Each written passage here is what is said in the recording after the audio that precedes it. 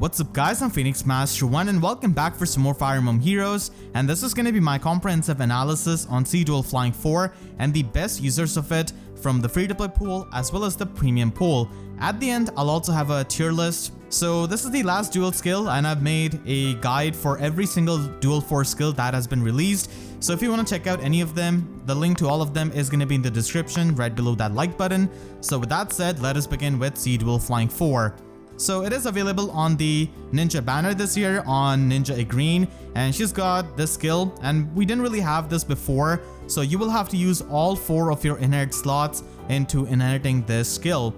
So this gives you 180 BST for arena game mode, and if you're a legendary or a mythic unit, then it only scales up your scoring to 175. Again, these Duel 4 skills are usually best on units who are at plus 10 merge or the units who are going to be plus 10 merging eventually. If you're trying to invest into your favorite unit for arena usage, then these duel skills can be really good, but just keep in mind that this duel skill is present on a seasonal banner without a spark, so it might take more orbs than you first expect because there's no guaranteed summon after the 40 summons like it is on the new heroes banner. So with that out of the way, let us look at some of the free-to-play options for this skill. And you can literally count this on a single hand because we just have 3 colorless flyers in the Grail pool and only 2 of them are actually good for scoring, and that is Hot Springs Camilla and Spring Loki.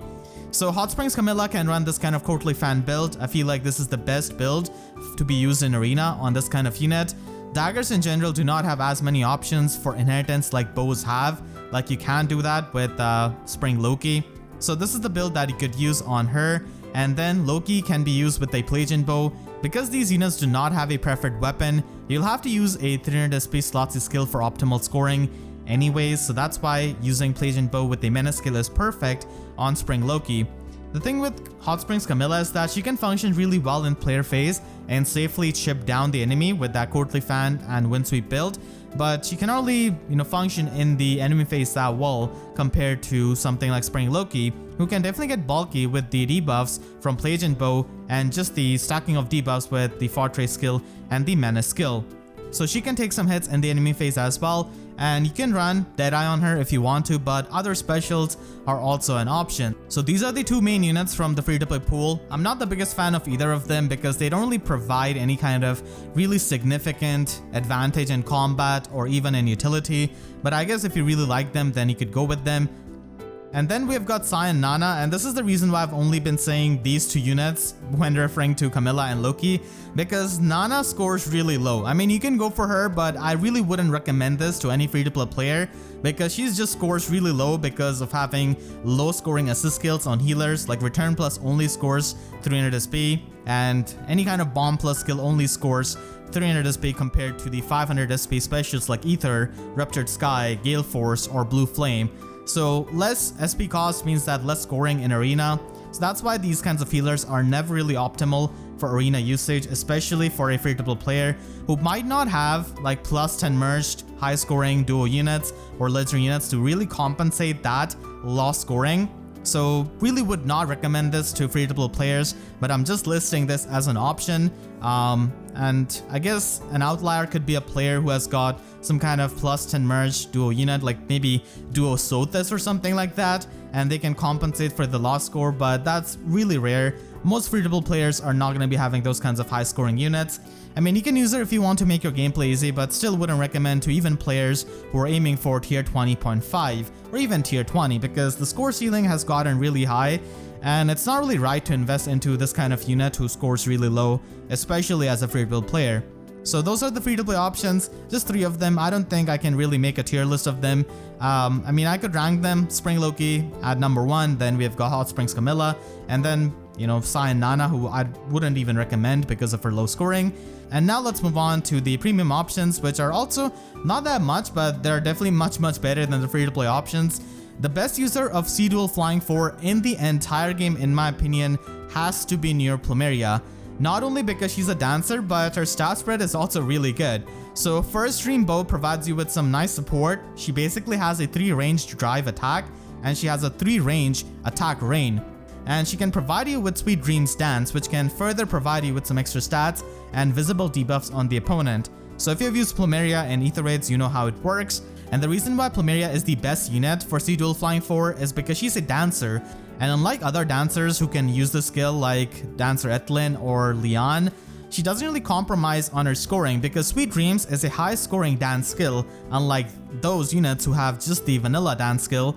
So she can be used with this kind of build. Fortress skill does work with dance, so after you've used dance you'll be able to move out and basically retreat. So Fortress skill is actually pretty good, and as it is, range units do not have too many good options for slot B. You could also run aerobatics or some other teleportation skill, but Fortress is really good for retreating after dancing, and guidance support can always be useful if you're running some armor units or some infantry units.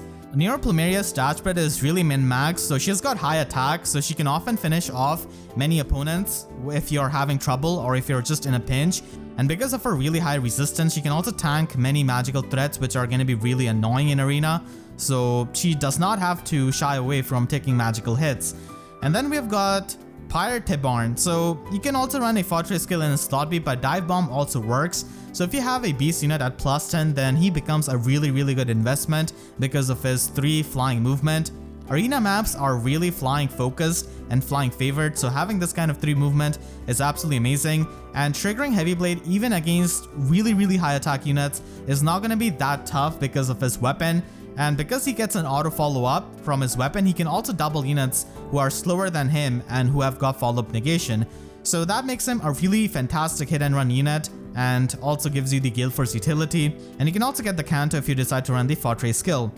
Bow Hinoka is really fantastic investment as well, kind of similar to Year Plumeria. She can provide you with the support from her Warrior Princess with that 3 range rain skill that she has got built into her weapon, and she can also give some extra attack and speed to your allies within 2 spaces. So she's really useful as a support unit, but even in combat she can provide you with the armor effective damage, which can certainly help you in certain matchups, but keep in mind that if the armor unit has got some kind of distant counter, then she's definitely going to be taking quite a big hit. So that's why you want to focus on increasing her defense so that she doesn't easily die to physical hits especially. So attack defense Fortress, attack defense rain, attack defense form, all of these skills are really good to just increase her bulk to make sure that she doesn't die easily and can provide support and just kill armor and flying units. Then we move on to some other units who are not as great as the ones shown before, but still they can function pretty well. Brave Claude is a really good option here because Fatal Smoke is not that common in Arena compared to Aether Raids.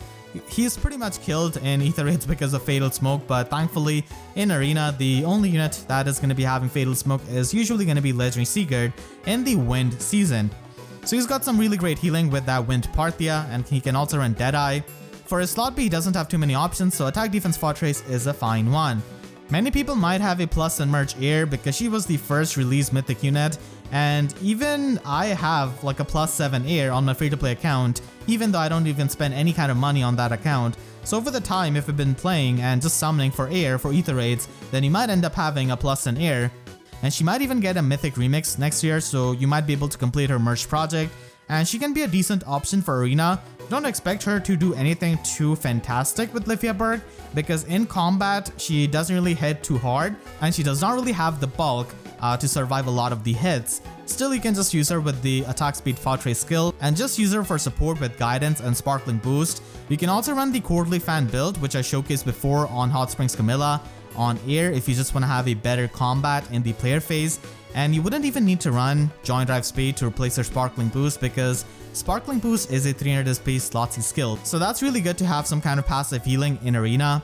And then we've got Vika, who is also a merge project for many people because she's a 4-star focus unit on the seasonal banner.